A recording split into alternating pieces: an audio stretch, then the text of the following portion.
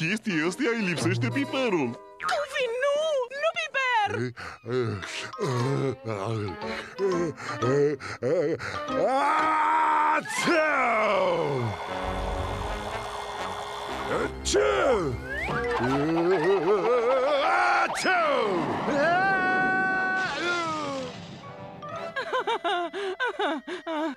Pete are alergie la prea mult piper.